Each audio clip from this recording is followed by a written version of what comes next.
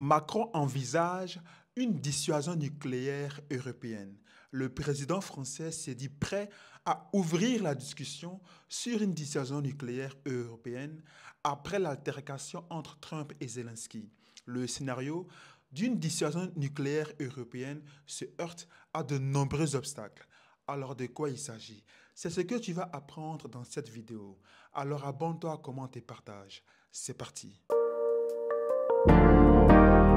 Devant le spectaculaire rapprochement des États-Unis de Donald Trump avec la Russie, Emmanuel Macron a relancé le débat sur l'idée très sensible d'un parapluie nucléaire européen qui divise la classe politique et que l'extrême droite conteste déjà. Le président français, à la tête d'une des deux puissances nucléaires en Europe, avec le Royaume-Uni, s'est dit prêt à ouvrir la discussion sur une dissuasion nucléaire européenne après l'affrontement verbal entre Volodymyr Zelensky et Donald Trump à Washington qui laisse craindre un désengagement des États-Unis en Ukraine et une rupture historique de leur alliance avec les Européens. Pour Marine Le Pen, les États-Unis restent évidemment un allié de la France au sein de l'OTAN.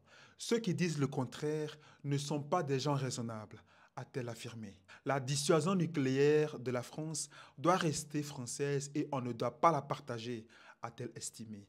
En disant cela, elle veut dire que l'arme nucléaire, c'est notre précieux, pour ceux qui ont la référence.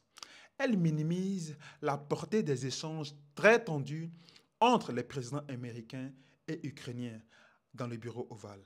C'est assez normal, a-t-elle jugé, parce que le chemin de la paix est un chemin qui est difficile. Pour les pro-européens, comme Valérie Hayet, je cite, « Les ennemis de l'Europe doivent savoir que nos partenaires, ceux qui partagent nos valeurs, bénéficient du parapluie nucléaire français. » Fin de citation. Voici un président qui veut rassembler les Européens alors qu'il n'arrive pas à rassembler sa population.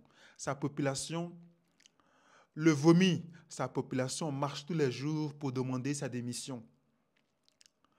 Les élites politiques eux-mêmes ne s'entendent pas sur la question ukrainienne. Ils sont divisés. Comment toi tu vas faire une politique pour rassembler les Européens pour, soi-disant, se protéger de quoi? De la Russie. Sur la question ukrainienne, Donald Trump veut la paix. Qu'on l'aime ou pas, peu importe, il veut la paix. Est-ce qu'il va négocier à l'avantage des États-Unis? Bien sûr. Les Russes vont faire pareil. C'est comme ça. Mais nous, on veut la paix. C'est tout ce qu'on veut. Le reste, c'est plus tard qu'on va voir ça. Il faut déjà sauver des vies humaines. Alors que les Européens redeviennent plus humains que ce qu'ils le sont encore. Parce que chaque jour, en Ukraine, il y a des personnes qui vont rejoindre les ancêtres, leurs ancêtres. Il est temps d'arrêter tout ça.